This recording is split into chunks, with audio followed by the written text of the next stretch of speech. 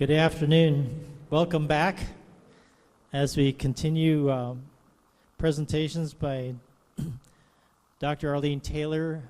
The topics this afternoon, if you didn't get a little handout, first one will be gender brain differences with stressors. Boy, don't we know that. And connectomes. You ever heard of connectomes? Who's ever heard of connectomes before? A few of you. Okay, so this will be a learning experience for a lot of us. And as a reminder for those who want to obtain CME credits for the presentations this weekend, I have some forms here that you can fill out. You can ask me, get them from me, or you can get them out on one of the tables over here in the church foyer. You need to fill them out and turn them back into us, or you can mail them in if you want to, so that Dr. Taylor can send you a bona fide certificate. Okay, she says print legibly. Well, she has graciously consented to give out some books of hers. Do we have any grandparents here? Oh, a lot of grandparents. Well, this is what, yeah, thanks a lot. Okay. What about great-grandparents? Great-grandparents. Do we have any great-grandparents here? Oh, all right. There, you can have Adventures of Amy there. You can share that with, all right. There was another one? Another great-grandparent? Well, we only had one of that book. Oh, but maybe you could use this other one. If you're a great-grandparent, who feels like they're losing it now? A lot of you. Okay. All right. Who feels like they're losing it? I mean, really bad. All right, here's Age-Proofing Your Brain. 21 Key Factors You Can Control. I love that one. Yeah, I didn't ask who's lost it already. I just said who thinks they're losing it. All right. And then, see, this is self-disclosure time. Who thinks they're just barely hanging on? Is that all of us? Who's just barely making it? Really? You guys really are barely making it? Man. This one is Thresholds to Thriving. Thresholds to Thriving. Yeah, our whole audiovisual team back there. Thresholds to Thriving. All right, we'll have some more after the break. So, oh, we don't have one for that, but you have to come to church for that one. All right, so without further ado, I just want to welcome Dr. Taylor back to do her presentations. Thank you, Arlene. This is so much fun. I'm going to hate to go home tonight. You know, some places you walk in and everything is very proper. And that hardly works for me, so I feel right at home here. I may be related to him in a past life. Okay, had a question that somebody asked Dr. Lowe, and he told, no, it wasn't, it was the pastor. And he told me to answer it.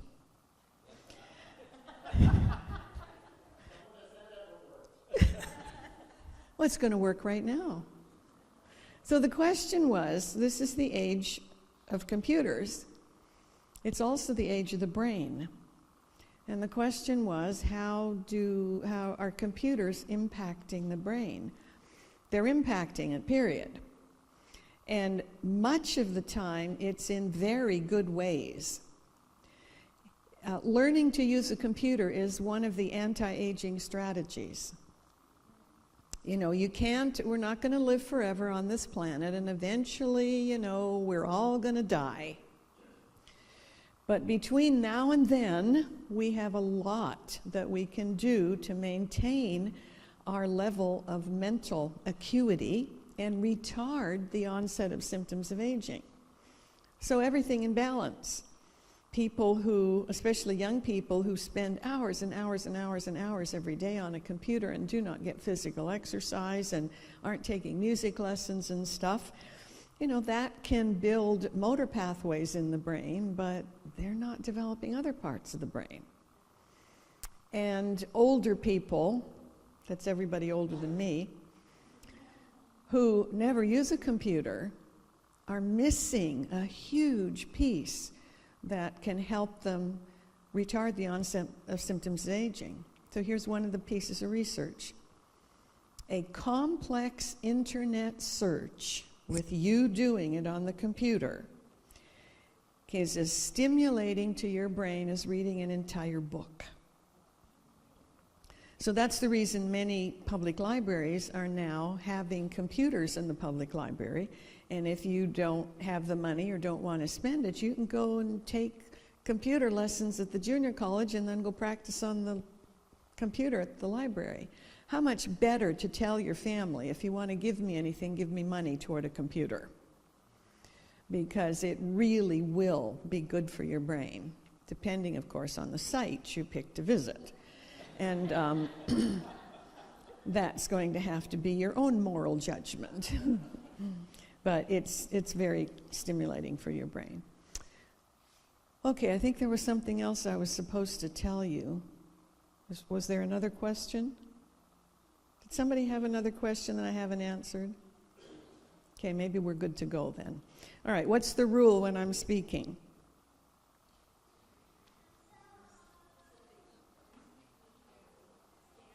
Get up and move around anytime you want to. And I'm serious about that. If you have the kind of brain that needs to move to learn, you better get up and move. And in large sample studies, that's 50% of brains learn best if they learn at all when they're standing and moving.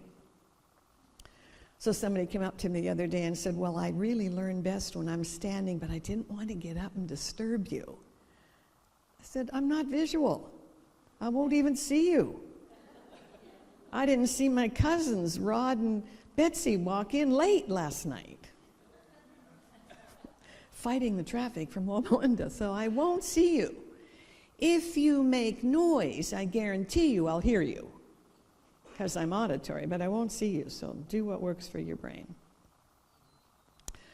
All right, let's start with brain benders again. Let's see what your brain does with these. Let's start top right this time. Waking up, good. All right, how about this left top? Far right, way right, right side. You know, there's not just one answer. This is part of intelligent memory, brainstorming multiple answers. And that's the type of memory that can increase as you get older if you practice. Let's do second on the left, word in a word. Good job, travel in style.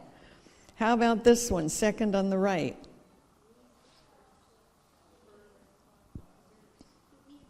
Put me in first class, or I'm in first class. So far that hasn't happened to me, but maybe one of these times I'll see what it's like. Here's another one of these. Wrong, doesn't add up. Third on the left, stressed out, good. Bottom left,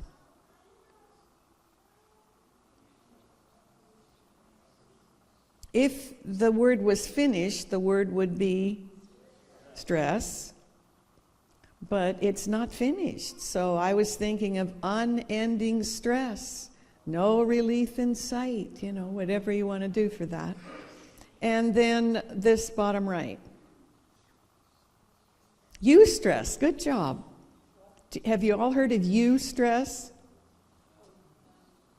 Then I guess we better talk about it.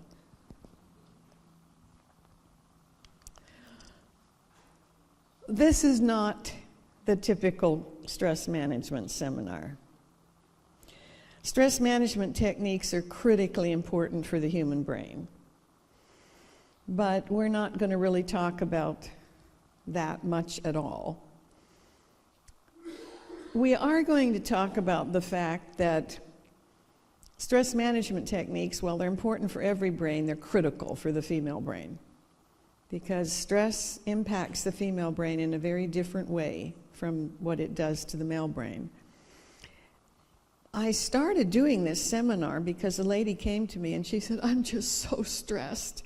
I said, "Yes, we all are." "Oh, no," she said, "I'm really stressed. And every time I get stressed, my husband says to me, 'It's not that bad, get over it.' And then I get more stressed." And I thought, that probably is a tendency for some men because they're not even taking it in the same way their wives or their daughters or their sisters or the women they work with are. So I decided we better start talking about this. So stress management strategies are really critical for females because women are at least twice the risk for developing stress-related conditions, notably depression and post-traumatic stress disorder. So here's a study that was reported in the Molecular Psychiatry Journal, and you can read with me to start with exactly how they made their summary statement, and then we'll take it apart. So let's go. In response to a stressor, corticotropin releasing factor, or CRF, both a hormone and a neurotransmitter, bind to receptors on cells in the locus ceruleus, an alarm center deep in the brain stem. Okay, if that's all we said, do you all know exactly what that meant? I know. I don't know why they don't write it just in plain English.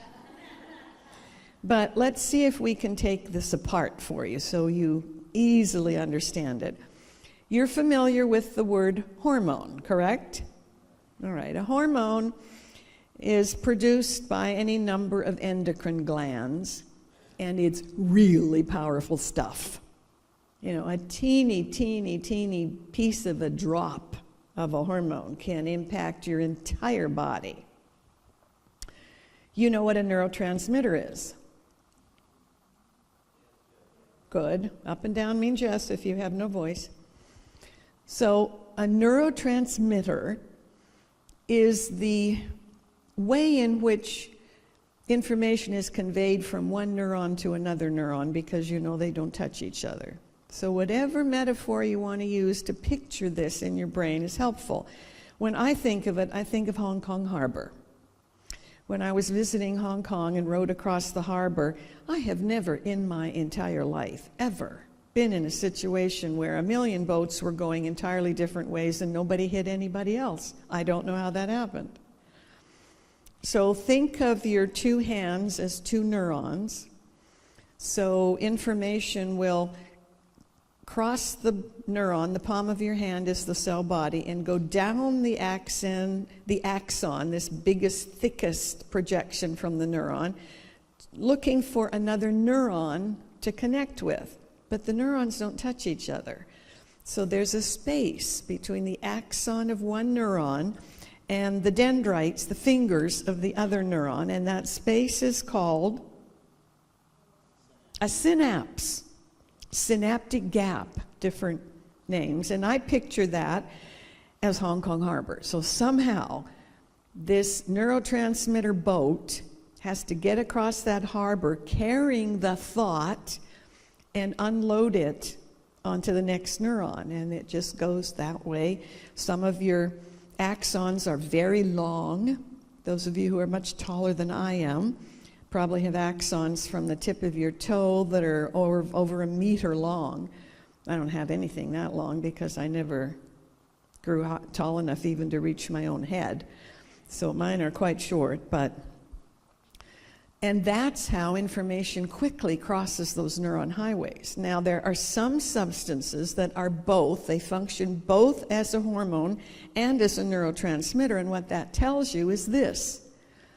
When that particular substance is released, it goes everywhere in the body almost instantly, crossing neuron pathways, as a hormone going through the bloodstream and so on, impacting every cell in the body. So they're considered very powerful. So CRF is one of those hormone neurotransmitter combinations that are very powerful. So in the brain stem, and we talked about that a little bit last night, the brain stem is that little piece right there that connects with your spinal column. And in that brain stem is a little group of cells called the locus coeruleus. It's the alarm center. Doesn't matter whether you remember the name, but if you see it again, it's nice to recognize it. So here is a drawing of one neuron in a female brain in this alarm center. And what the research shows is that when the going gets tough in the locus coeruleus, the alarm goes off and it starts the stress response, the female brain acts macho. And we haven't often heard the word macho, assigned to the female brain, but that's how the researchers describe it. So again, whatever metaphor you want, because you remember fastest with a metaphor, here's this locus coeruleus neuron. I picture that as a body of water. And do you see these little blue things that are all ringing this body of water? Those are called receptor molecules. Think of them literally as the little dock that is bridging the land to the water, and that allows little boats to pull in there and anchor and take on gasoline or diesel or whatever they use for fuel, and also dump off stuff if they want to. Do you see these little green things here in the middle? Those are called arrestins. And for whatever reason, they do diddly squat in the female brain. They just sit there. So, a female brain is confronted with a stressor. The minute a brain perceives this as stressful, it's going to trigger the stress response. Pour out adrenaline, pour out cortisol, pour out corticotropin releasing factor. The little neurotransmitter ships take this load of CRF and dock in a receptor molecule station and dump off their load of CRF and go back for another one. And on this female cell, there's 1, 2, 3, 4, 5, 6, 7 possibilities on that one neuron for neurotransmitters and hormones to impact on that receptor molecule and dump CRF into the cell. Because these receptor molecules, these docking stations, remain exposed on that cell, that means the female cell takes the full hit, as the researchers say it, meaning boats can come and go dumping off the CRF. Those docking stations are always open. So this research is done on rat brains. And I told you last night that the rat brain is very much like the female brain and like the male brain. It's like the human brain, and so it happens to be a good rodent on which to do research. So because these receptor molecules stay open and available, come on, dock your boat, dump the stuff off, bring me more, it heightens the brain's stress reactivity in a female brain. Okay, so have you got this piece? Up and down means yes. All right, thank heavens. All right, now let's take a look at a male locus coeruleus neuron. And already you can see that it's looking very different. The little green arrestins that just sat there with their arms crossed and their hands folded and never did anything in the female brain are busy, busy, busy in the male brain. The minute the male brain perceives that there's a stressor and the stress response is activated, these little arrestins start pulling in the docking stations, the receptor molecules. So there's one already in, this one is almostly in, this one's on its way in, and then they'll probably grab another one or two. So on the male brain, there are fewer opportunities for this CRF to be dumped into the cell. maybe half as much or less as the female brain. And if you don't have a place where they can dock and dump in the CRF, that brain never gets really activated in terms of a stressor. This adaptation unique to the male brain tones down the neuron stress sensitivity. So a male and a female will be, okay, they're getting ready for their daughter's wedding. That's pretty stressful. Fortunately, I had 3 boys, and mostly their wives' families took care of that. But that's stressful. I don't care how you cut the mustard, it's stressful. But based on this research, who's going to be more stressed, the female or the male? The female, hands down. And because the male does not perceive it as that stressful, they're often very unsympathetic because they're not even taking it in. And they'll likely say something like, I don't know what you're so Twitter-pated about. I mean, it's only one day and it's going to happen. Then she's just, instead of saying, I realize that this is at least 2 times more stressful than it is in my brain. So let's work together and let me see if I can help de-stress you a little bit so that you're not in the hospital on the day of the wedding. And that's one way that a male and a female brain can work together. So here they are side by side, and if you go to my website, you can find the actual NIH link, and you can actually go and read the research, and it's readable. I read you one of the summary statements. You can figure it out. But here they are side by side. So here's the female neuron in the locus ceruleus. Little green things aren't doing diddly. And all 7 of these receptor molecules just on one neuron are wide open, waiting for a boat to dock and dump off its CRF. Male brain, these little arrestins are working really diligently to limit the number of opportunities for a ship to dock and unload the CRF, and it's huge. It's just a huge difference. So the male brain is less stress reactive, period. And that's probably a good thing. Somebody said to me, how in the world would 2 brains be so different?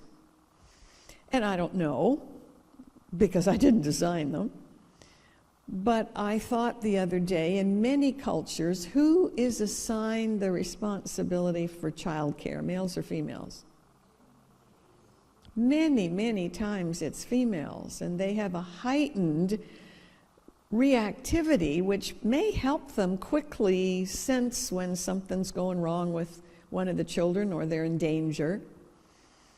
And the male brain is just, it's not that they're unaware of danger, but they don't seem to think it's ever as bad as it might possibly be.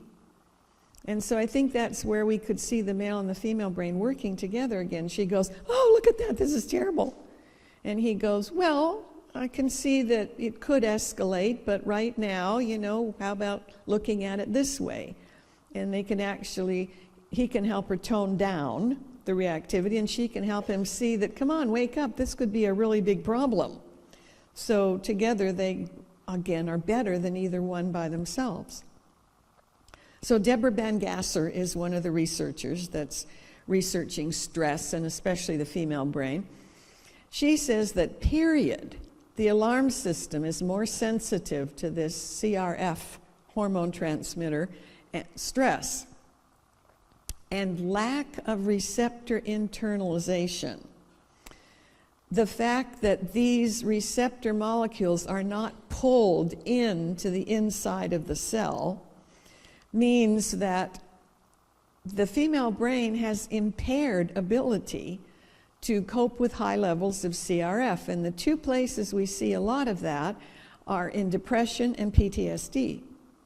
So who's diagnosed more frequently with depression in this culture, males or females? Females. Somebody said to me the other day, well, maybe it's not that they really have more depression, maybe it's just that men never go see the doctor until they've, already killed themselves. No, probably not. I think that the populations I've worked with, the women do have higher rates of depression. It's not that men aren't depressed, but the symptoms of a male with depression are very different from the symptoms of a female with depression. So I think sometimes we haven't even noticed when men are depressed. You know, the number one symptom for a woman who's depressed is, you know, she starts withdrawing from life, you know, and she'll sit there in a darkened room with tears running down her cheeks and so on. Males don't rarely do that. When a male's depressed, he gets irritable and angry. And so many times we'll see men who are irritable and angry, and people start working on anger management with them, and what they really are is depressed. But we have sort of missed that. Even in the absence of any stress, the female stress signaling system is more sensitive from the start. Now, there are some risks to the female fetus that are different from risks to the male fetus. If a woman is very stressed during her pregnancy, let's say she was the 15-year-old unwed mother, and the family was embarrassed. So they send her off to some, you know, unwed mother's home in a big city. And she doesn't have family support. She's there all by herself with this pregnancy. If that fetus she's carrying is female, that little fetal brain will rewire itself differently than it would if the woman was just under average stress and not really, really stressed. And that's a horrible thing to contemplate. And after that little female fetus is born, for the next 2 years, if the mother continues under high stress, that little female fetal brain will continue after birth to be stress reactive for that woman's entire life. Even when she learns good stress management techniques, her brain will still react differently. So I think family and friends need to take a little different look about what happens to a woman during pregnancy. Now, if the fetus is male, there doesn't seem to be this same stress response. What could happen with the male is a female who is under a lot of stress tends to have lower androgen levels in her body available to that little male fetus. And that can impact the way that little fetal brain is developed. It can also impact the way the baby looks when it's born. There are often babies that are born that have an XY chromosome, and they're male, but they're born looking like females because the mother was so stressed she didn't have enough androgen to help the body develop properly, and that has its own consequences. So there's two types of stress, at least, divided into active and passive. So active stress is good for you. Somebody said to me earlier today, you must be really tired. You know, is this stressful for you? Of course it's stressful for me. Who in their right mind wants to stand up in front of people and talk about this stuff? I do. So yes, making any type of presentation is stressful. However, I chose to do it, and when you choose to do something, you have much less stress impact to the brain. And as long as you're successful at it and feel good about it, all it is eustress, E-U-S-T-R-E-S-S, and it's good for us. It helps us grow and helps us accomplish things. And somebody said to me the other day, boy, life would be wonderful if I just didn't have any stress. And I said, if you didn't have any stress, you'd be dead. Because that's the definition of death, the absence of stress. So stress just means that you ask your brain and body to do something and it can do it. You know, I tell my brain I want you to move a little bit and walk over here, and it does it. So I know I'm alive and well. When your brain doesn't do what you ask it to do anymore, you're history. So stress is not bad, especially if it's eustress. But there's two other types of stress, and those you want to really learn how to manage. So it's good for you as long as you perceive that you're successful and you participate in choosing to do it. So passive stress is a horse of a different color, and it's ugly. So here is an example of passive stress. You're watching a scary movie, and you're triggering the emotion of fear in your brain, apprehension. And there's nothing you can do about it as long as you're watching the movie. And that suppresses immune system function and is very stressful for the brain. I was talking to a minister the other day, and I asked him what his favorite thing was to do, and he says, watch horror movies. I said, are you kidding? No, he says, I love horror movies. And I thought, oh dear, I wonder what his sermons Sunday morning are like. Because that's a little stressful for the brain. Experiencing or observing abuse. This is one thing we learned when I was working on my second doctorate. You know, we used to think that in a family, if one person is being abused, that was the only person that had any negative outcomes. Everybody else was fine. And we now know that that's no longer true. Witnessing, observing somebody being abused is just as damaging to your brain as if you were the person being abused. And that's because of the mirror neurons in your brain.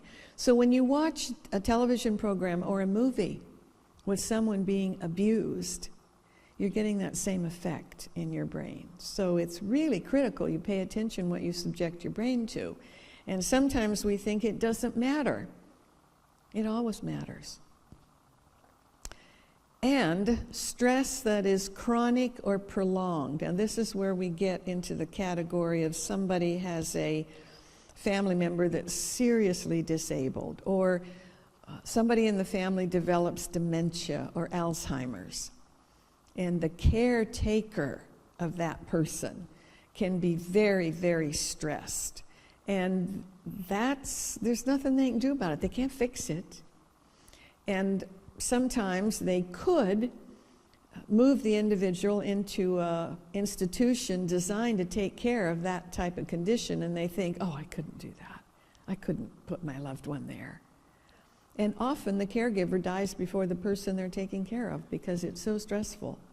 And I encourage people that that's the reason we have those types of institutions. No, it may not be exactly like living at home, but they've got people there 24 hours a day that know how to deal with this. And you can't do that 24 hours a day and survive. It's considered passive stress, and it's not good for you. So the three types of stressors, I've mentioned eustress. It's positive, desirable, helps you learn and grow. And typically you have some choice involved in it. It's not something you're forced to do or can't get out of doing. Then you've got distress and you've got mistress. We'll talk just a little bit about each one before we take a break. Eustress really has few, if any, negative impact to you. It actually helps you learn, it helps you grow, it helps you be alert, it helps you develop your skills. You know, the first time the guy that played trombone this morning played in public, he probably was a little stressed because he hadn't done it before, and you have to do it and be successful and choose to do it, and gradually you hone your skills. So even if it was a little stressful doing it the first time, it's still in the category of eustress. And any negative chronic effects are reduced. It just doesn't negatively impact you. So what are examples of eustress? Vacation is a eustress. Have you ever heard people say, I had to come home to get rested? Because they're doing something different, especially if they're traveling and travel is another anti-aging strategy. You see new sights, you smell new smells, you taste new tastes, you meet new people, you hear new sounds. And the brain loves variety, and so it's very good for you. Going to college, that's stressful, but if you're choosing to do it and you're being successful, it's very good for you. Going back to school, I never even got my master's until I was 40. Which points up the fact that you never tell your brain anything that you don't want to have happen. Because your brain can only do what it thinks it can do. And it thinks it can do if you tell it it can do. So as a little girl, I don't know where this came from, but I've always been interested in the brain. My mother says that when I was 5, she found me lying on my stomach on the floor in my father's study looking at an atlas of the brain. And I was just looking at this and finding it so interesting. And the next morning I went back to find the atlas, and I couldn't find it. And I asked my mother, where is that picture of the brain? She goes, I'm not sure. Okay, I'm not sure if that was the truth or not. Or if she just told my father to put away and not tell her so she wouldn't lie when I asked her. I never saw that atlas ever again. And X number of years later, I said to her, do you remember that atlas with the brain in it? Oh, yes, she said, I do. I said, well, what happened to it? Well, she said, your father and I thought it was inappropriate for you to be looking at. You were a little too young. I said, too young? What's that noise? Well, she said there was also a picture of a naked man in there.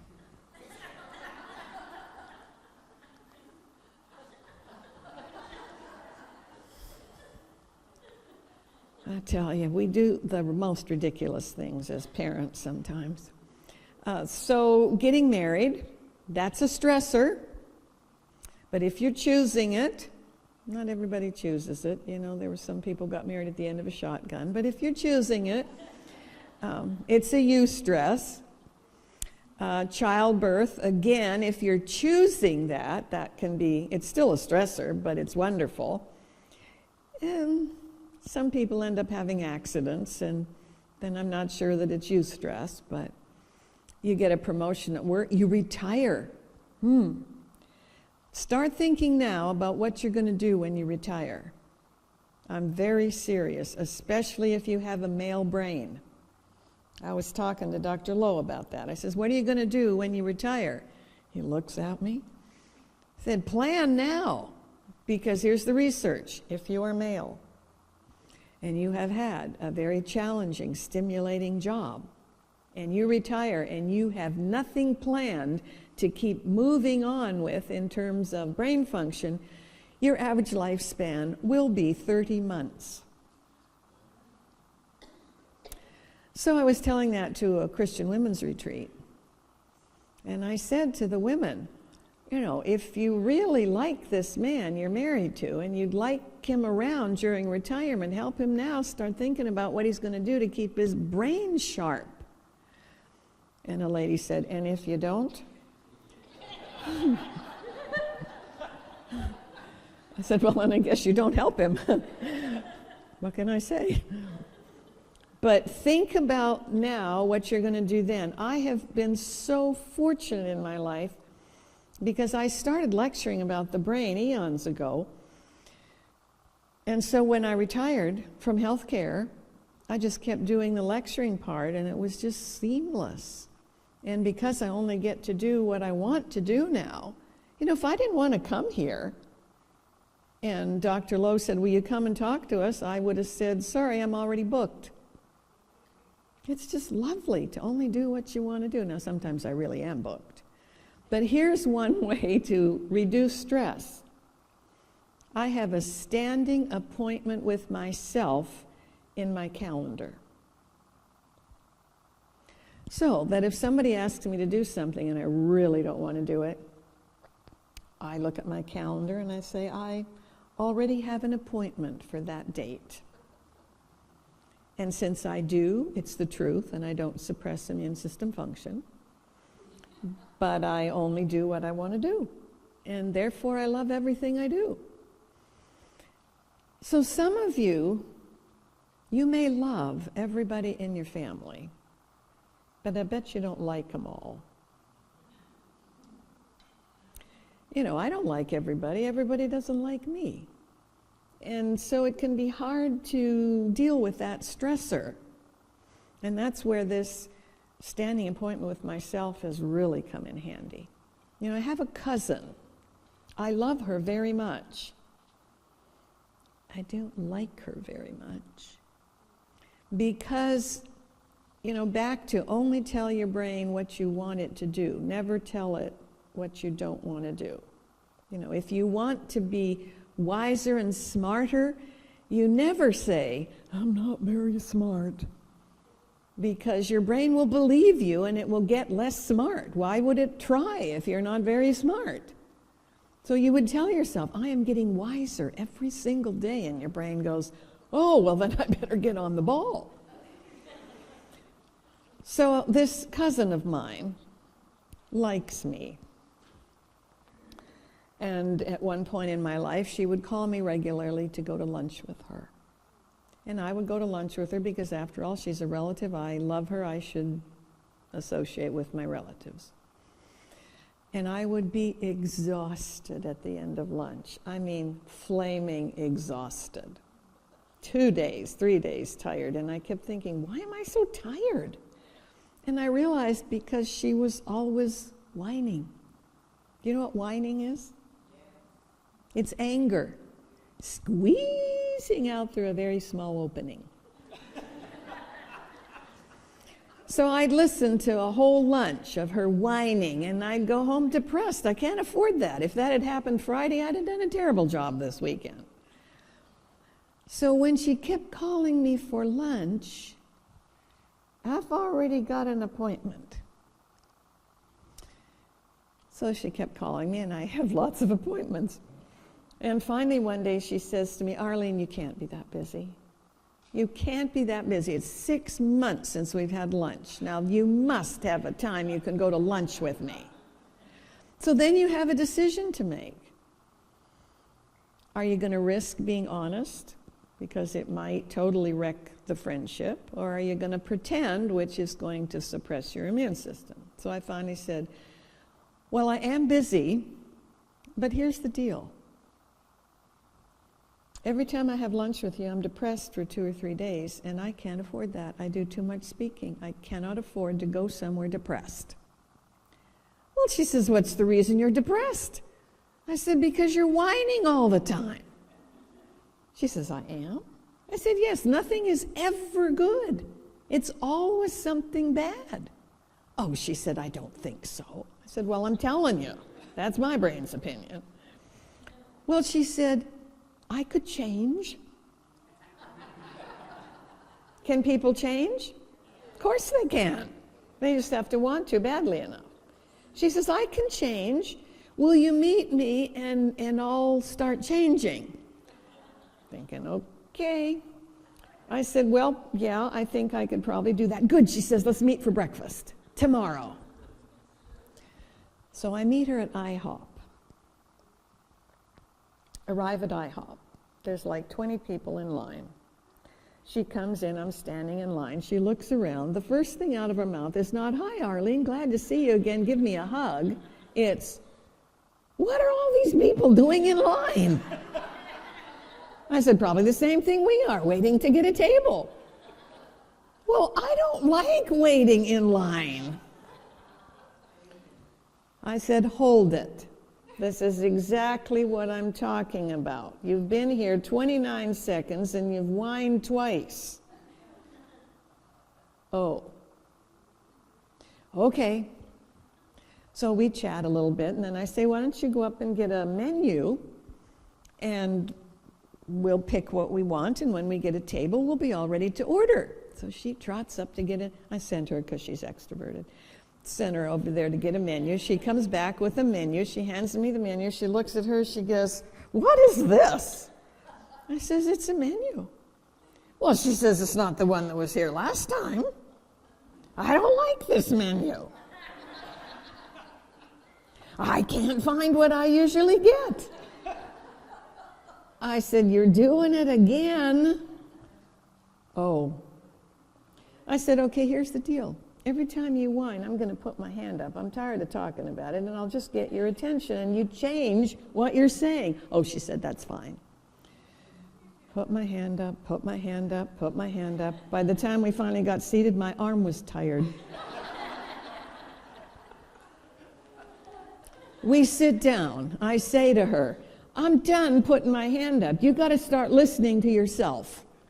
When you whine, you put your hand up and remind yourself of what you're doing.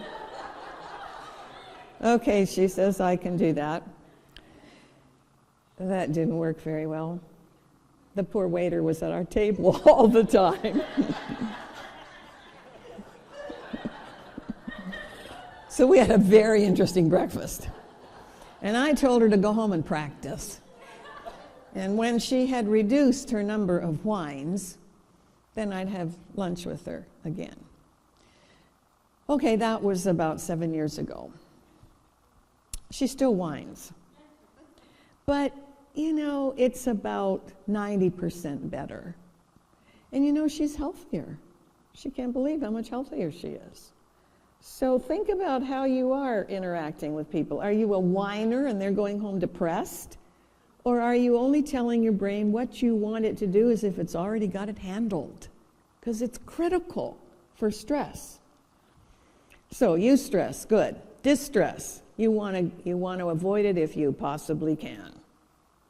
You can't avoid everything. You don't always choose to get laid off. You don't choose your bankruptcy unless you have chosen not to manage your finances well. I certainly didn't choose the earthquake that happened in August, 3 miles epicenter from my house, and so on. If you can avoid it, avoid it. If you can't, live the 20-80 rule. Do you know what the 20-80 rule is?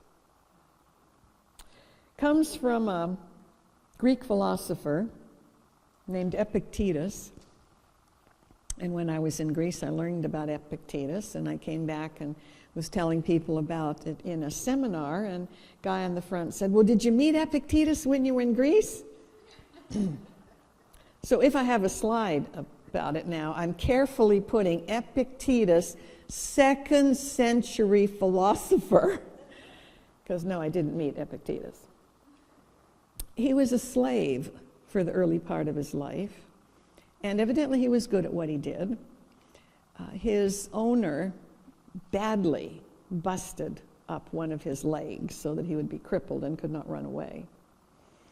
I don't know what happened that allowed him to be freed, but somehow he was freed. And he came up with some amazing things. And this is one of the things he said. It's not so much what happens to you that matters as what you think about what happens to you. So that he says 20% of the negative impact to your brain and body of distress is from the event. 80% is from what you think about the event and how much weight you give it and how much importance you give it. So when you live the 20-80 rule, it doesn't mean you don't have some negative effect when undesirable things happen, but you can do everything about the 80% because you totally create what you think about it. And that's been really helpful for me. And the last category is mistress. Please notice how it's spelled. Because the first time I talked about mistress, a lady said, I know about that. My husband's had 4 of them. And I said, well, I think that would be in the category of distress, not mistress. So mistress is what we call the hidden stressors. For example, you have a long commute. You spend hours and hours at the computer every day and don't get up and move around for 30 seconds every 30 minutes. Mistress can actually give you greater negative results than distress because you don't even realize it's happening. So things like watching abusive, frightening things in movies and TVs, that's distress. People don't think it's impacting them, but it is. Worry and anxiety. Why do you think Scripture says worry for what? Nothing. Nothing. Worry for nothing. because worry is a mistress, and it will suppress your immune system functions. Losing your keys. My mother's older sister loved the woman. Actually, people thought I was her daughter because I'm more like her than my mother. But she never, ever could hold on to her keys, and I mean never, ever. First time I remember her visiting, I was 3. She had driven from Southern California up to Alberta, Canada, where we lived. And she said, I want to take you for a ride in my new car. Couldn't find her keys. Took us 45 minutes to find them. They were under the rug in the bathroom. Go figure. So fast forward, I go down to take nursing at Loma Linda and see her often, and she'd say, I'll take you out for dinner this weekend. Can't find her keys. You know, an hour later, we find her keys. My folks come down to visit. Can't find her keys. My father carved her a really pretty mahogany little, looked like a key, you know, one of those skeleton keys, and put it right by the door. And he says, Isabel, when you come in the house, hang your keys right here and you'll always know where they are. I don't think she ever did it once. Don't ask me the reason. She was what? She wasn't visual? Yes, she probably wasn't visual. She probably was kinesthetic, but you'd think it would feel good to hang them up somewhere where you could find them. So fast forward, she's 55 now. We come to visit, she loses her keys. My mother's making all kinds of excuses. You know, the first time when I was 3, it was, well, she's driven 3,500 miles. No wonder she misplaced her keys. She's tired. Okay, the next time is, Arlene, she's getting her master's degree. I mean, she's working full time and going to school. No wonder she loses her keys. Okay, she's 80. We visit her in Texas. She can't find her keys. My mother says, well, she's pretty much over the hill now, you know that. You know, we make all these excuses up. You know, find a way to hang on to your keys so you don't spend any time looking for them. Okay, you got the general picture? So, gentlemen, you will never, ever, as long as you live, turn to a female and say, what's wrong with you? Just get over it. Right? Fabulous. All right. Let's take a 10-minute break and we'll talk about connectomes. Get up and move around.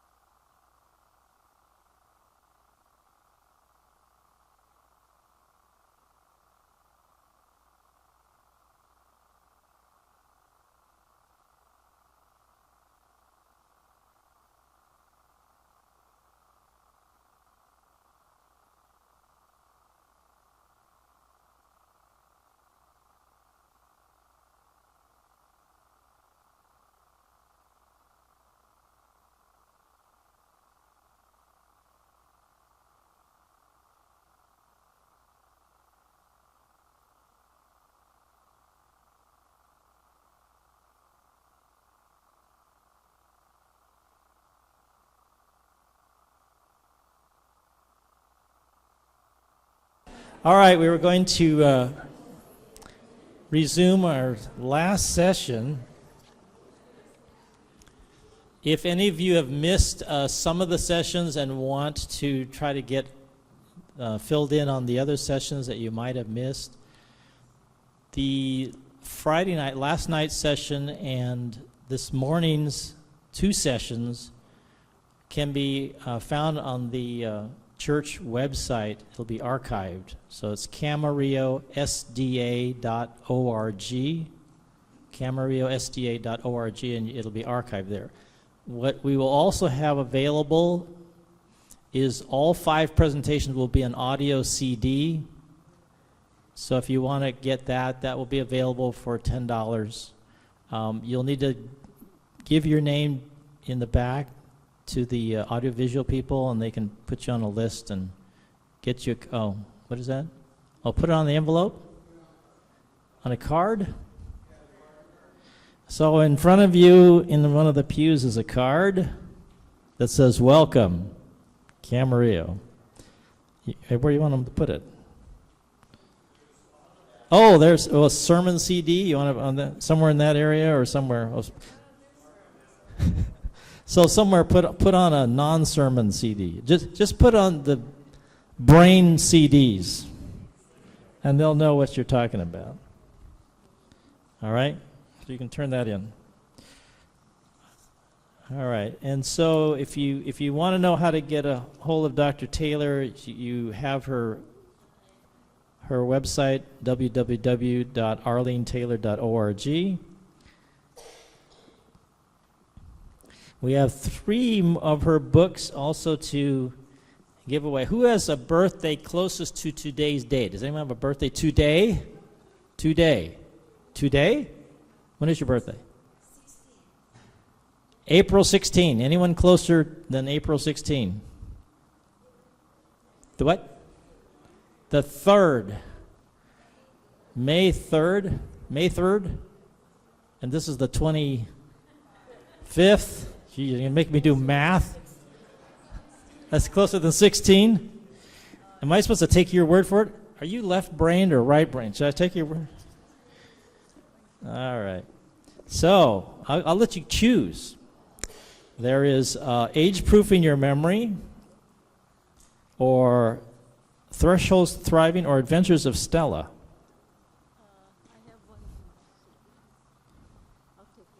Okay, Adventures of Stella, this one. Okay. All right. Who has a birthday closest to February 1? February 1. Who has someone right on February? January 28? January 4. January 31st. January 31st. Wow, that's close. January 31st? March 2nd. Okay, January. Is that okay, Hangxi? You're the 31st? Okay. Which you can. Which one better? Yeah. Age proof in your memory? Okay. All right. All right. Who's the closest to January? That was Dr. Taylor's birthday, by the way. That's February 1. Who's closest to January 6? 4th? Oh, Jerson. He's got the same birthday as I do. I forgot about that. Exactly the same as mine. Thresholds to Thriving. Okay, there you go. You're welcome. All right. Oh, good. Okay, so we got some more. All right. So anyway, we're glad that you've been able to join us, and Dr. Arlene, you're back on.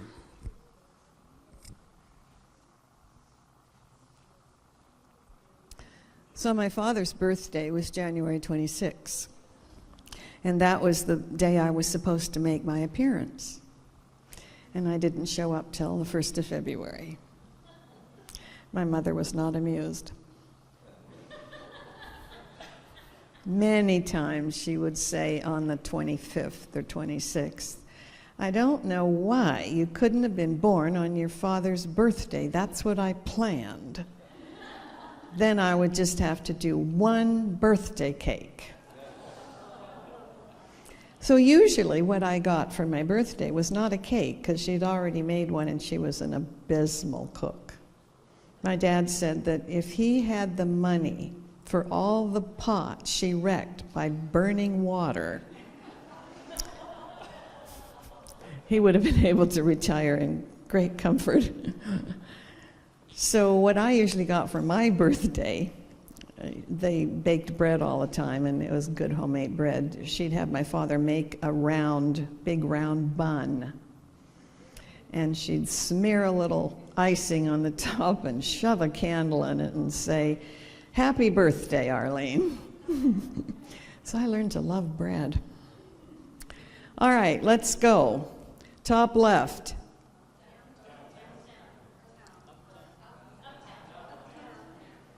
I don't think it matters, but isn't it fun? We have a room this size, and half of them say uptown and half of them say downtown. And there are people who would argue about that. Well, it could be Midtown, because it's in the middle of, there's a third option. All right, second on the left.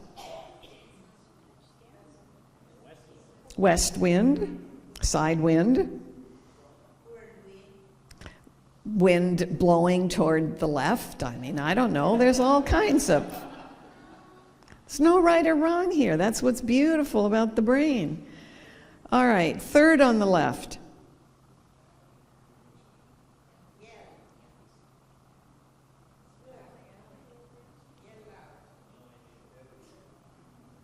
I have no idea is not what I was looking for. Yellow. Yell, and it's low in the box. Yellow. It's always such a relief when some brain thinks the same thing I did. All right, bottom left. Good. Unfinished symphony. Somebody knows something about music, maybe.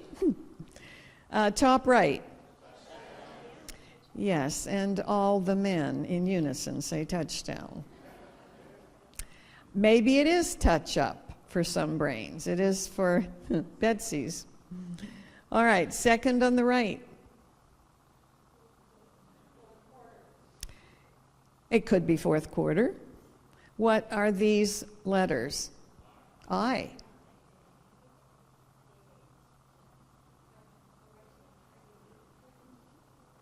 What is on the game? All eyes are on the game. That's where my brain went. You know, I wake up in the middle of the night and my brain gives me these ideas. They do the same thing for you. The first time I woke up, when I started writing brain benders, first time I woke up in the middle of the night, I had this brilliant idea for a brain bender. I could just hardly stand it. It was so good. And I thought, boy, I want to remember this in the morning. Now here's the research. You have 20 seconds after your brain gives you a good idea to do something to fix it in mind, or it may never give it to you again. So I said to myself, I want to remember this. So I reached down beside the bed and I took my slipper and I slung it across the room, and I said, in the morning when I get up and see my slipper over there, I'll remember the brain bender. And in the morning I spent 20 minutes looking for my other slipper. And when I finally found it on the other side of the room, I had no idea how it got over there. It's the truth. So now I sleep with a pad of paper and a pen by my bed. And if I get a good idea, I don't even have to open my eyes. I just grab my paper and I write something down to remember it, and I've got it in the morning, because your brain will give you often wonderful ideas at night. Now, the other way I've learned to use that is I do a lot of writing, and often it's by request. You know, I get a request and they'll say, will you write an article on this topic for this magazine? You know, and sometimes I don't have the idea of how I want to start the article. You know, and you can sit down at a blank piece of paper and just start typing in ideas. But it's always faster and easier for me if my brain gives me an idea first.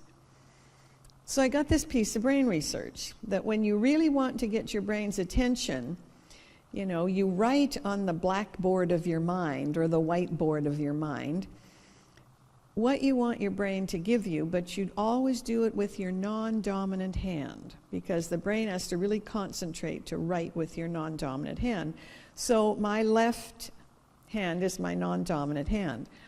So I'll be lying in bed and I'll pull up a whiteboard in my brain, and I'll reach down and I'll take a black marker and I'll start writing on this board in my mind with my left hand. I, Arlene Taylor, because you want your brain to know who it's talking about. I mean, it might be talking about, you know, Dr. Jabola, for all it knows, so it's talking about me. I have the idea for the article when I awaken in the morning, and then I go to sleep. I usually have it the next morning. Sometimes it takes 2 or 3 days if it's a really, you know, big article. But occasionally I wake up in the morning and it's all there. And I jump out of bed and I run to the computer and I can hardly type fast enough because my brain is just pouring out all these ideas. We don't tap what the brain could help us do because we don't know how to do that. And it's amazing what it will do when you give it instructions. So is that all I was going to tell you about that? I think so. But remember that you've got 20 seconds to fix it in mind, or your brain literally says, well, I gave them a dynamite idea and they didn't do anything with it, so I won't give them that one again. And I missed a lot of wonderful brain benders before I learned that. Okay, this is where we were. Third on the right. I guess that was too easy. And bottom right. Good. Broken promises. Once you get the idea that the brain doesn't care whether the letters go backwards or forwards, I mean, you could probably do like Da Vinci and write your diary in mere writing. Okay. All right. Finish up with connectomes, which, oh, I'm enjoying so much, having so much fun with them. Dr. Brewer and I just did the 3rd edition for our book, Your Brain Has a Bent, Not a Dent. And it has the connectome research in it. Actually, the publishing company had told me that it was ready to issue a proof, and I got the connectome research, and I called them and I said, hold the proof. I got to add a few pages because this is fabulous research. Then you can give me a new proof. So that has some of that in it. So for years, psychological testing, even though National Organization of Women beg to differ, show that there's really quite a difference in certain types of activities and the skill with which each gender can do those activities. And males outperform females in some of those assessments, and females outperform males in others. And over the years, that has resulted in what we call generalizations. In general, you know, males do this better than females. In general, females do this better than males. It's not going to be 100%, but that doesn't negate the research. It just shows that how individualistic brains can be, and they don't always conform to the in general. But that's the fastest way I know of to start putting the information across. And that comes from the fact that conclusions in many studies are based on the bell curve of distribution. And I'm sure you remember that from high school. And that the conclusions apply to 2/3 of the population, which are the first standard deviation on either side of the mean, which is 2/3 of the population. And the other third, some of that third will even be closer in matching the generalizations, and some will be less closer. So also, we've learned that sometimes there are more differences within a gender. You have, 1 million males, and there's lots of differences between those males. And sometimes there's more differences within a gender than there are between the genders. But it's still really fun and helpful for me to look at the research between genders.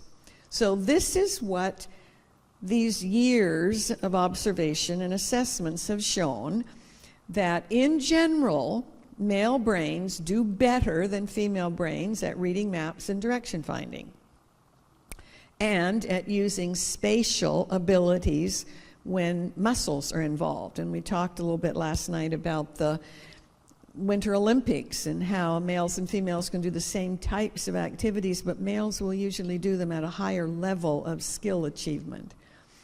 And for female brains, they generally do better than male brains at verbal tasks, and especially true anything involving memory and intuition, because the way the female brain is wired, they're said to have a sixth sense of intuitive knowing. Intuition is up here in this right frontal lobe behind your right eye, so anybody can use intuition if they pay attention to it. And we don't always pay attention to it, because when you get an intuitive sense, you don't really have any documentation to prove where that came from.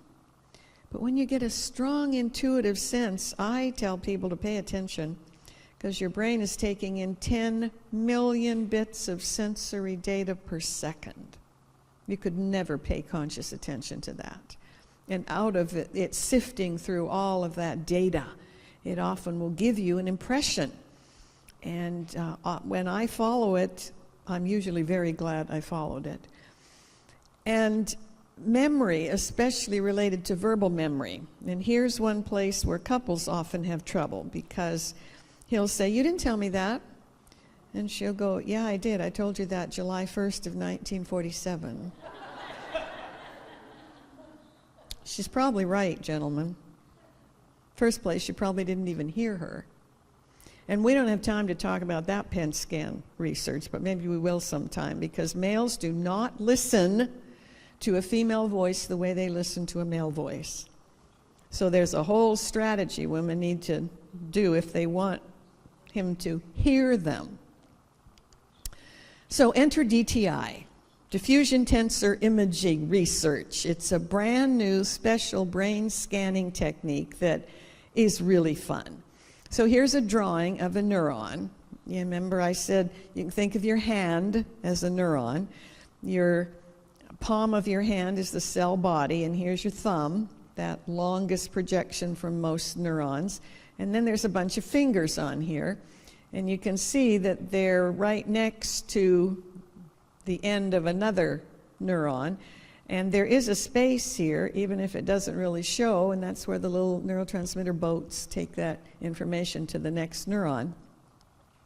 DTI indirectly outlines the path of these axons that have been wrapped with myelin, think fiber optics, and that especially create part of the brain's white matter. You know, your brain is about the size of your two fists, like this.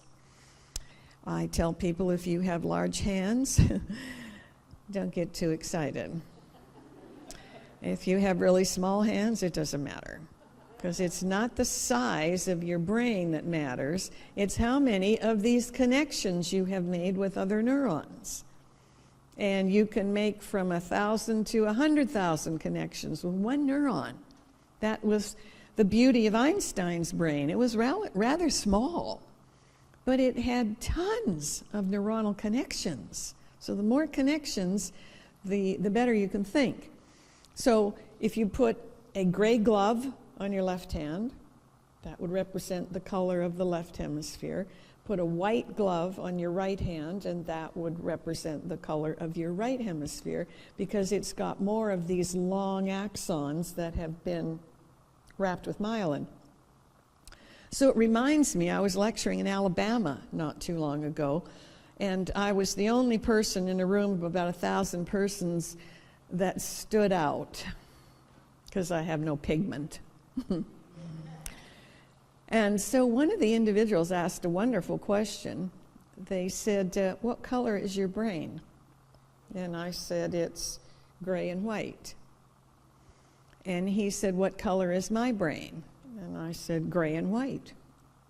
And he said, you mean our brains are the same color even if our skin color is different? I said, yes. Boy, he said, wish I'd known that sooner. And you know, those are the kind of things that I tell people, get a clue. Skin color has nothing to do with brain color or brain function. We are all the same under our skin. And if we could get that, I think we could, you know, let go of a few problems.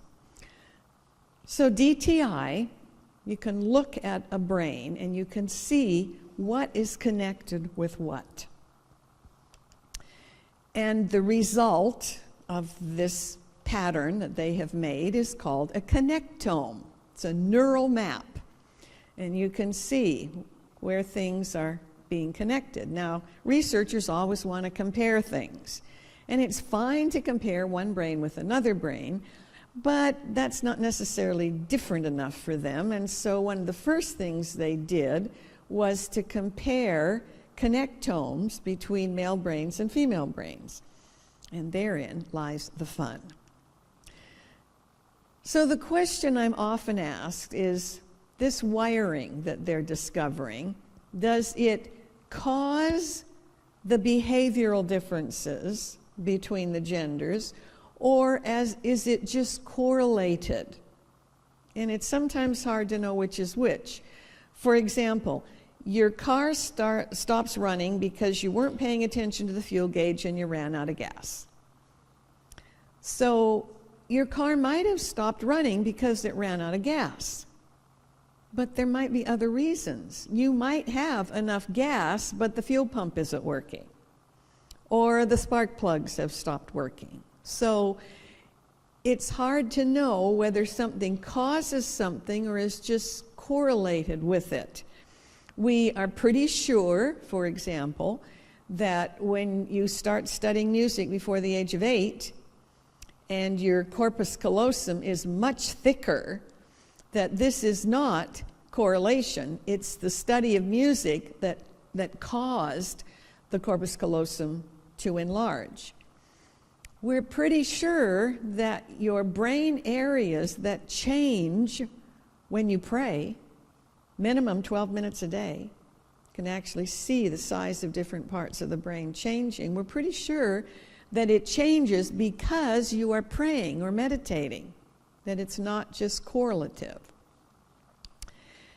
So, Yale University, this is what Dr. Tufts said. Correlation is not causation, but it sure is a hint. Meaning that when you see clear correlation, probably there's also some causation there for people who wonder which is which. So DTI suggests that some of the gender differences that we see in behaviors probably reflect brain wiring differences and are likely causation, not just correlation. But, you know, DTI is pretty new, so it'll be a while before we see that. So they have started comparing male brains with female brains. And they have found, they've shown connectivity in nearly 100 regions within a given brain, which is pretty good for as new as it is. And no surprise, they've shown significant differences in the patterns between male brains and female brains. So here's some examples. So this is a connectome of a male brain looking from the side. And you can see that the pattern runs top to bottom on the side. There's a pretty well even distribution, but it's running more from top to bottom. There's only one place that they've ever found more cross-hemisphere connectors in the male brain, and that's down here in the cerebellum, which is linked with muscles and motor control, which probably is the reason. Of course, the male body has The average male body has 40% muscle tissue, which is far more than the female body does. And now they've got this increased connectivity in the cerebellum region, so it's no wonder that they can do skills with their muscles at a level that females can't, because they've got more muscles and they're stronger, and they have this closer wiring between the motor parts of the brain. Now look at the male brain from the top looking down. And you can see again that most of them are running this way. There's some down here in the cerebellum that are going back and forth, but most of them are up and down. And the researchers think that accounts for males having better spatial skills, better motor muscle control, better map reading, better direction finding. They're much more skilled drivers. How many women are on the Indy 500 circuit? One. I don't know if she's got a male brain and a female body, or if she's just the unusual female, but there's one. Has she ever won? No. Maybe she will someday. I don't know. She's competing against some brains that are really well designed compared to hers. Translating perception into motor skills like we see in sports. The other day, a couple of my boys were over and we were watching this half pike stuff. You know, how they are on a skateboard and they do this half pike and jump up in the air, and then we saw it with bicycles. You know, I was biting my nails. What? Gravity games. Oh, that's a nice phrase, isn't it?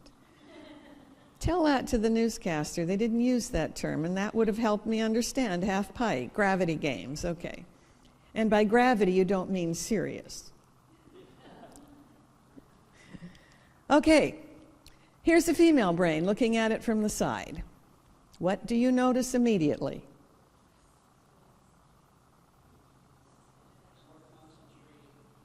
Absolutely. They are highly concentrated in this part of the brain. There's some down here, but you don't see much in the cerebellum, do you, for the muscle control? Far more interconnections between the two hemispheres. The male connections go top to bottom in each hemisphere, but the female connections are primarily cross-hemisphere. So look at it now from the top. Look at this. I mean, that's a 15-lane freeway. And the male brain has one single highway between the two. It's like that the male brain literally is two independently operating brains. It's amazing. It takes less energy for the male brain to run, because it's like two independently operating brains. And so if they happen to be in the right hemisphere, everything in the left hemisphere is idling. You know, lights are out, AC is out, and everything's going on in this side of the brain. And then when they decide to cross the little one-lane highway to the other brain, now they turn everything off in the right side of the brain, lights, air conditioning, whatever, and they go into the left hemisphere. Now they have to turn everything on, lights, air conditioning, whatever. That takes a process. Takes a few seconds. Women, have you ever said to your husband or your son or your brother, "Can you come and help me do this?" And the response was, "In a minute." And you went, "Why can't you do it now?" "Because I'm doing something else." Okay, translate it. He's in another side of the brain. He's not in the side of the brain that does what you want him to do. So either he has to shut everything off and go next door, or you have to wait till he's done in this side. And I tell women that's a little disconcerting to men, because it's a process, turning everything off and turning everything on the other side. So unless it is life and death, women, just make them a list.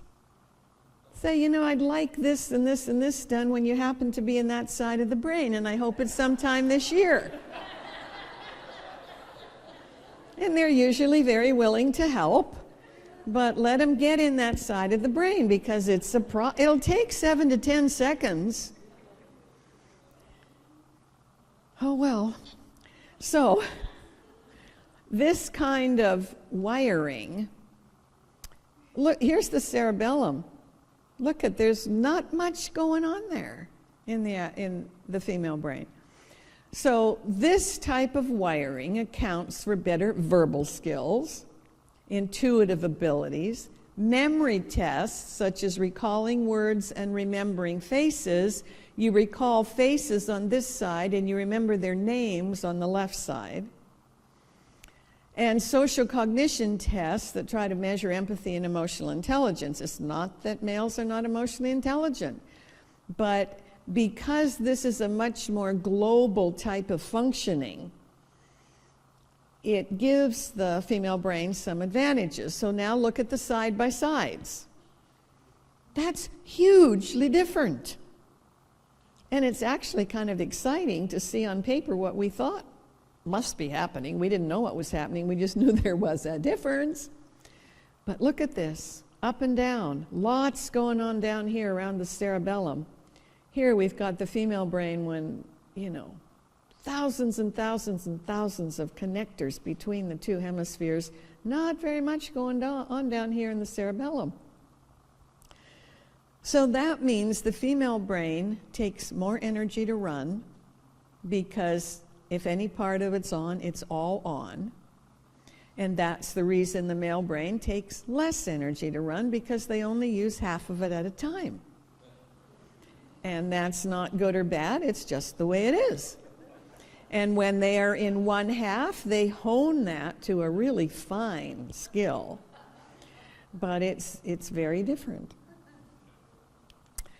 So let's talk a little bit about age when this happens, because this wiring difference only becomes apparent after puberty in adolescence.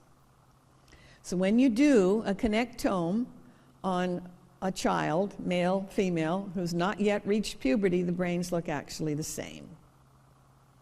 But when puberty kicks in and the brain is pre-programmed, it will rewire that brain.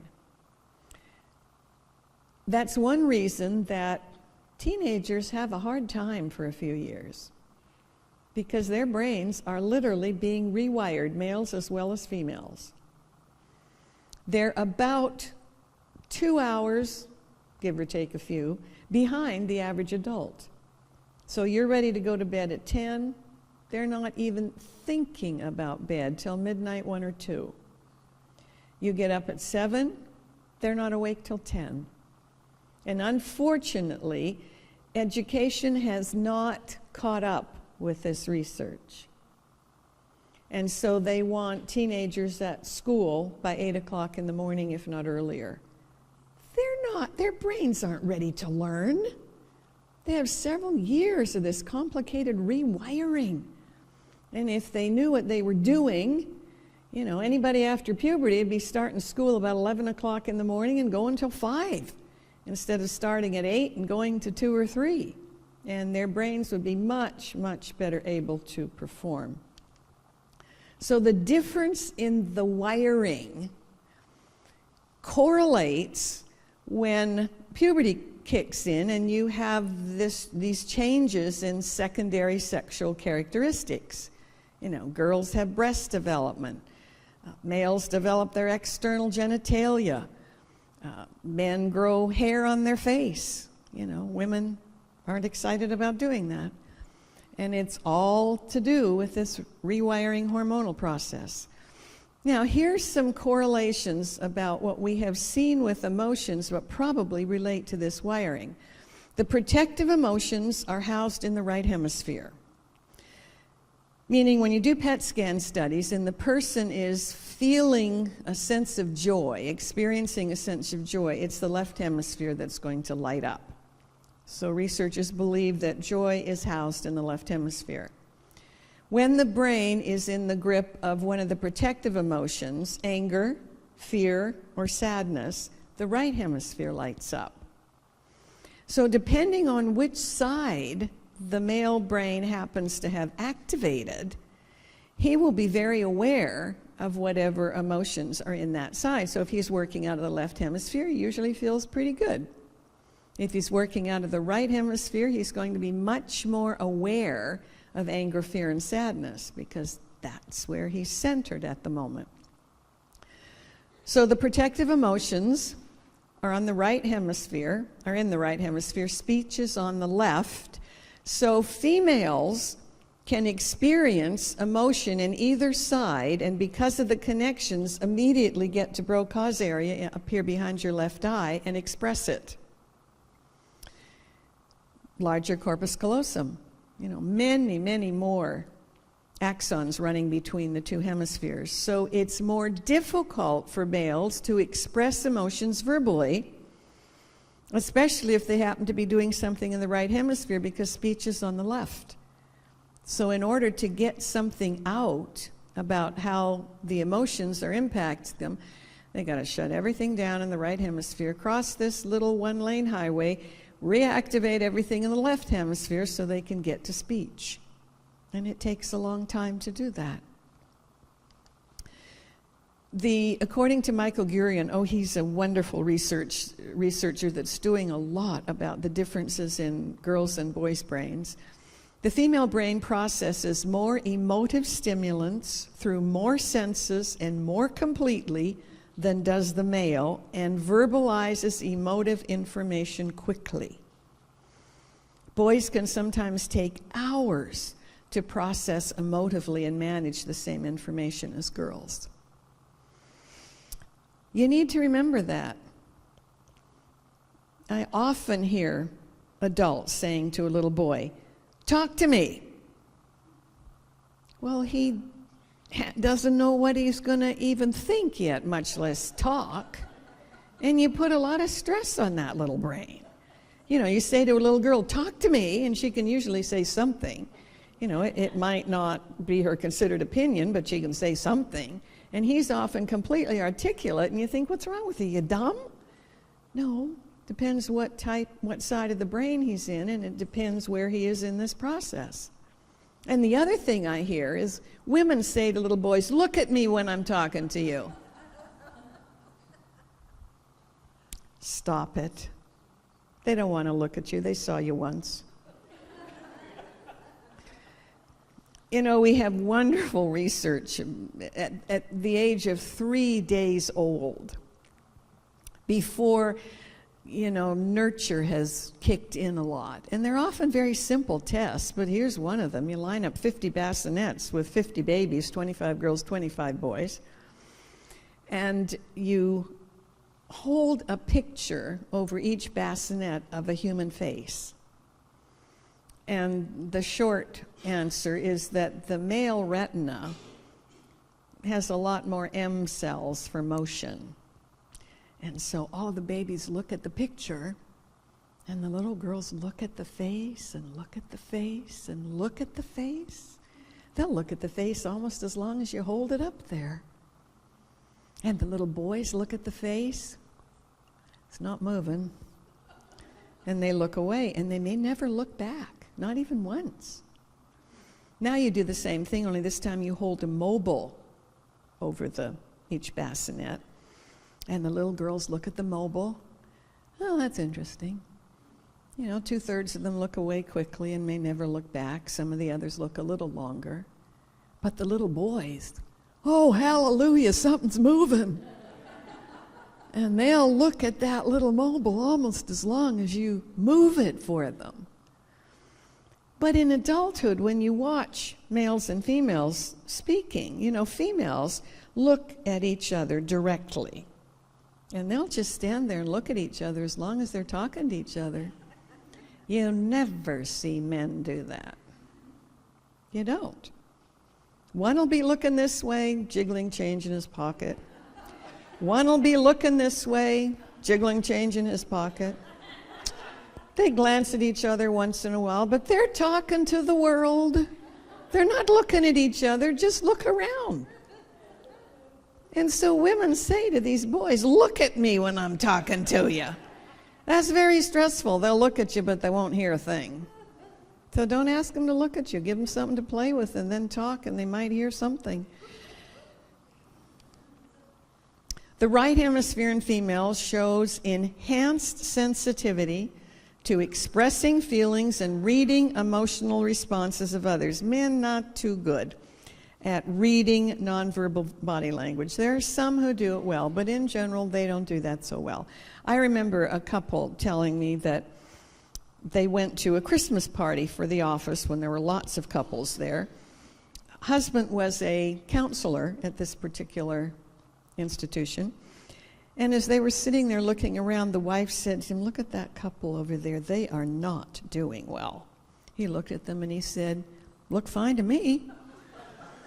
He says, "Well, they're not doing well. I mean, look at their body language." "I'm looking, but I'm telling you, they look fine." Well, she says, "You watch them. They're going to split up in 6 months." They split up in 4. He comes to her and he goes, "What did you see?" "I didn't see anything." And women are just usually better at reading body language. They don't always know what it means, but they're usually better. Now, here's the downside. They also do better at concealing emotions than males if they think the circumstances warrant it. I can't tell you the number of women who file for divorce, and the husband's in my office, deer in the headlights, going, "I didn't know anything was wrong," because she'd been pretending everything was fine all this time instead of being honest about the relationship. And that does both of them a disservice. Map reading and direction finding. Remember, when do the connectome patterns start changing in children? Puberty and after. Well, look at this. The visual spatial abilities for map reading appear to be equal in boys and girls until about age 8. We think that reflects the changes that occur after puberty. And typically, in adulthood, males do much better at direction finding and map reading. With one exception, there is one culture, Native Alaskans, where even in adulthood, males and females currently have, there seems to be no difference in their ability to find their way, around the frozen tundra of Alaska and read maps.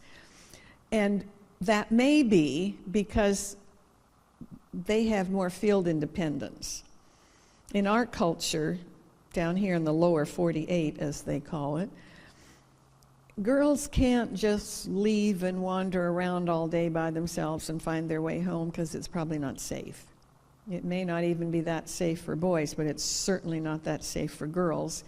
And the belief is that if you have honed your field independence since you were little, then you have a better chance at being able to find directions and read maps in adulthood. Males are better drivers, period. They're more skillful. Yes, they have 14% more accidents per miles driven, but that's not because they're not skillful. That's because they tend to act out their emotions rather than verbalize them. So women are really not nearly as skilled drivers. They have less accidents per miles driven because they're a little cautious. And they don't usually go out and act out their emotions in driving a car. More testosterone, remember? At least 20 times more testosterone in an adult male body. And he often goes and acts out what he senses. Because of the way the brain is wired, they're much more sensitive to environmental conditions when they're driving. Rain, snow, hail, and so on. They are more distracted by crying children in the car, by pets jumping around, and that may interfere with their ability to concentrate because they're not as good at drivers to start with. Whereas males, my husband and I were driving. I was driving, and he was sleeping. We were on a trip, and all of a sudden it started to hail out of the blue. And I'm telling you, metal roof on our car, these golf ball size hails banging on the car. I'm auditory. It was just amazing. So I poked him and I said, "Wake up, you need to drive." He wakes up and he says, Oh, hail. What did we talk about stress a bit ago? You know, I'm hanging on to the steering wheel, and he's going, well, isn't that interesting? I said, you have to drive. It's too noisy for me.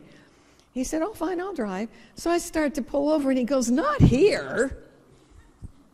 He says, I'm not getting out with those, you know, golf ball size hails coming down. You know, you got to keep driving until you find an overpass.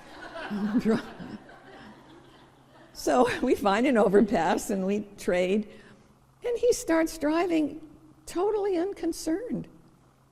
He was oblivious to anything I said, so I knew he was concentrating. But he did a much better job at that than I did, and we think that's because of the way his brain was wired. I was going to get some kind of award at a general conference meeting in New Orleans. So my husband and I flew to New Orleans. We got a hotel room. We could see the Superdome from our hotel room. I had to be there at 8:30 in the morning. I figured we better leave about 8 o'clock, give us a little cushion, you know, but it just looked like a few blocks. So I said to my husband, do you know how to get to the Superdome? Oh, sure, certainly, I can find it. Which told me he didn't ask at the front desk. So he starts driving, and believe me, I'm watching my clock, and we're getting farther away from the Superdome. And it's 8:15, and we're farther away than when we started, and I have to be there at 8:30. So I made a tactical error in judgment. I said to him, why don't you stop and ask for directions? His response was, I can get there. Probably some 18-year-old that doesn't even speak English, which I thought was a really uncalled for statement. 8:20, we're farther away yet. Could he have found how to get there by himself? Certainly he could have, without a map. It's just that he couldn't find it in the time frame that we had. So I said to him, you got to find a gas station because I have to use the restroom. Okay, by then I was nervous enough to need it, believe me. Oh, fine, he says, we stop and you can use the restroom. So we pull in and I hop out, I run to the restroom. I used it so I wouldn't be lying. And then I went and asked the 18-year-old how I got to the Superdome. And he says, you go out the front, you make 5 right-hand turns, and your last turn, it'll take you right into the parking lot. So I jumped back in the car and I said, okay, go out here, make 5 right-hand turns, we'll be at the Superdome. He says, I thought you had to go to the bathroom. I said I did, but I also asked. And it was an 18-year-old, but that's how we get there. So what does that have to do with brain wiring? Because I was a little fried. You take 30 primates, you lock them in a cage, they're all males, and within 24 hours they have ranked order themselves from the bottom to the top, 30. And the way you know who's on top is by how much cortisol is released in the blood. So who has the least amount of cortisol, the primate at the top of the heap or the primate at the bottom?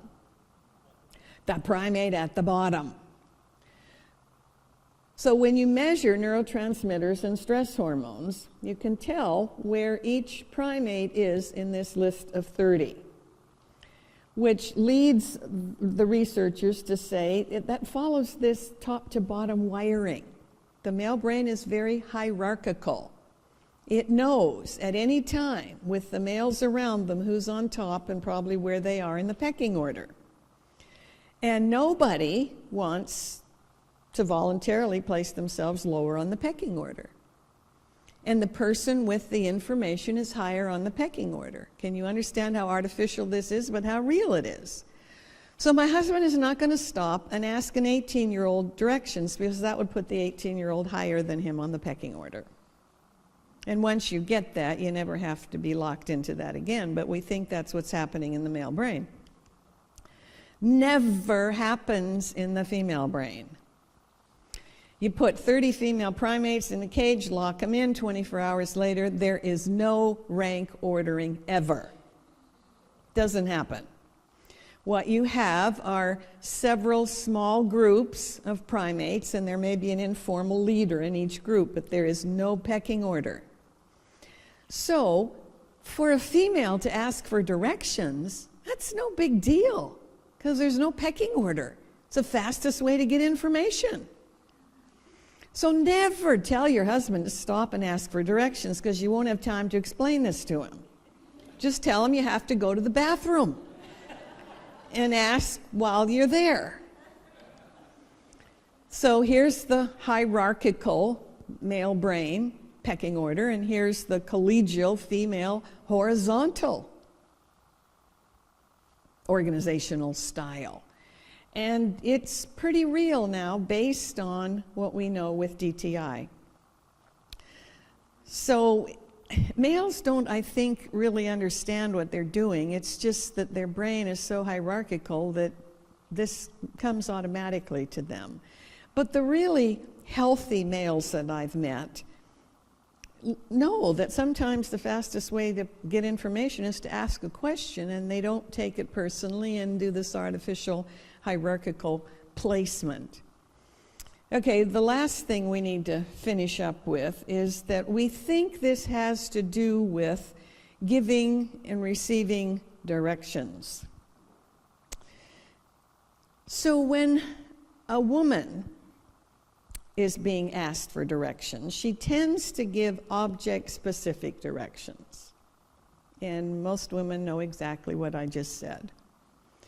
So it would go like this. I've asked Betsy for directions, and she'll say, oh, that's not hard. You know, you go out here to the parking lot, and there's a street in front of the church, so you want to turn right on the street. Now you keep going down that street, and you go until you see a golden arches on the right. Okay, you don't want to stop there or anything, but it lets you know you're on the right way. You keep going, and pretty soon you'll see a library on a left-hand corner. You know you're on the right street. And you go a little farther, and there's a big Vaughn's, grocery store. Okay, once you get to Vaughn's, now you start counting stoplights. So you count 1, 2, 3. Don't turn at the third one, but you turn at the street right after the third one. And you'll turn left, and in a few blocks you'll be there. Okay, I know, I can picture it. I know exactly where I'm going. You tell that to a male, and his eyes glaze over, and he thanks you politely and goes finds a man that can tell him how to get there. Because males don't use, in general, object-specific directions. I pulled into a gas station, and I said, I'm lost. And he looks at me benignly, and he said, where have you come from? I said, that way. He said, where do you want to go? And I told him, he says, that's not hard. He says, you just leave the gas station, you go south for 3 miles, you turn west for 2, now you go south for another mile, finally you turn west, and after about 3/4 of a mile, you'll come to it.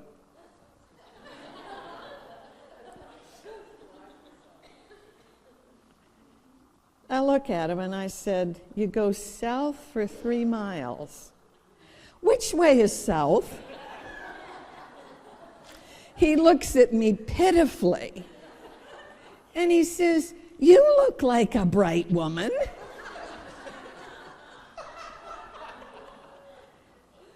You don't know which way is south? I said, I know up and down. Well, he says, if you leave this service station and you go straight ahead, that's south. I said, okay, let's back up here now. I leave the service station, I go straight ahead, out this driveway or that driveway? Well, naturally, that one. Okay, I go out and I'm going for 3 miles, and that's south. Now you said I turn west for 2. Okay, now I got to put myself in the map. Okay, it would be this way. This is south. Okay. Which way is west? Oh, I turn left. Okay, I can do that. All right. Straight ahead 3 miles, turn left. Okay, then what did you say to do? Go south again. Okay. Okay. By this time, I've lost him. He's got a headache.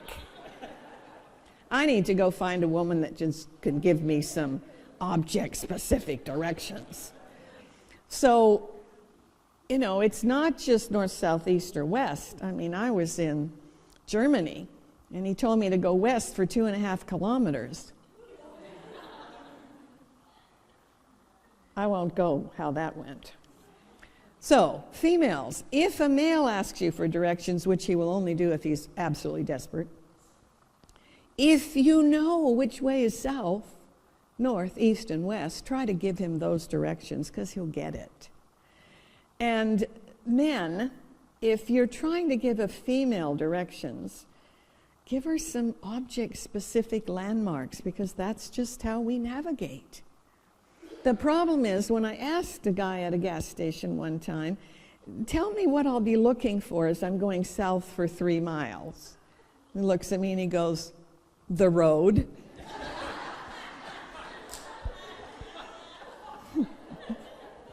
I'm not kidding. I said, well, what am I going to see along the road? I don't know, just look at your odometer and go 3 miles. It's just a very different way of doing things, and we think it has to do with the wiring, which none of us knew for sure anything about until we got DTI. So here's the bottom line. I think I told you I was doing a lecture. A man put up his hand and he says, if I learn more about this, does that mean the differences are going to go away? I said, no, the differences are here to stay. But that's what makes it fun. Can you imagine how boring it would be on this planet if everybody were just like you or just like me? I mean, it's the differences really that add the zing to life. So they exist, they're not going anywhere. But here's where you have a choice. Depends how you look at them. Because if you let them bother you, you're going to have a rough ride through life. But if you learn more about them and start enjoying them, it's not only fun, but you've got more to laugh about. You know, every once in a while now I'll be talking to a male and I realize we are talking 2 entirely different languages and I get the giggles and I laugh so hard I'm about ready to cry. And then I explain to him what I need, and he can often figure out how to give it to me, but we don't do it automatically. And then we get upset. We get irritable. For what? We have different brains, folks. They're wired differently. So, since we're going to be on a planet together as long as we live, it appears, I figure you might as well start enjoying it, which, you know, is going to extend your life. And one man said to me, I don't want to extend my life if I got to give object-specific directions. I said, well, then maybe you want to go start living by yourself.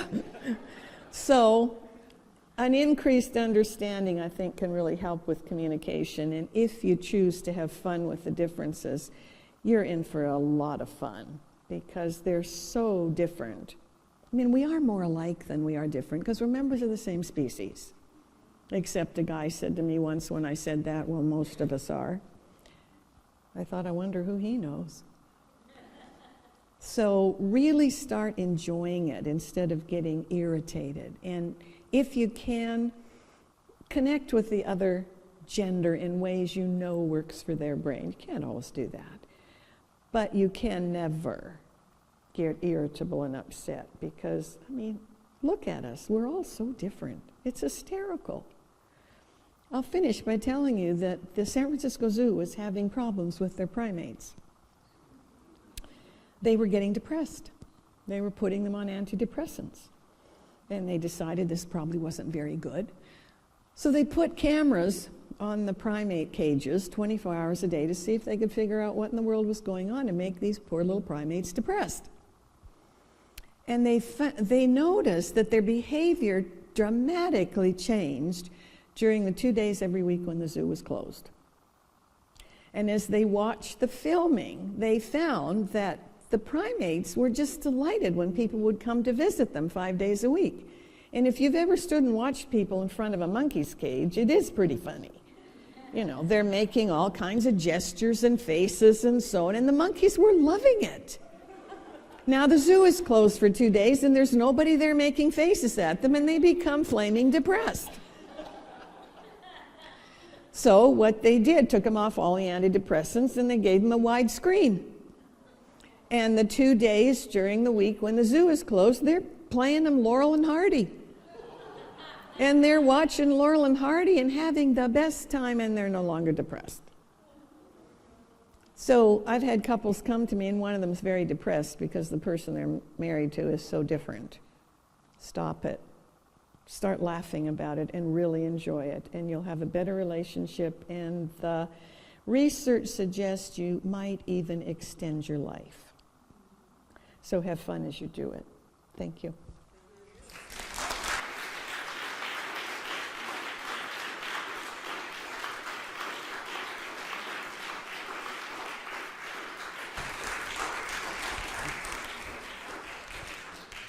Well, thank you so much for those lots of insights and lots of practical things that you can do starting today, right now.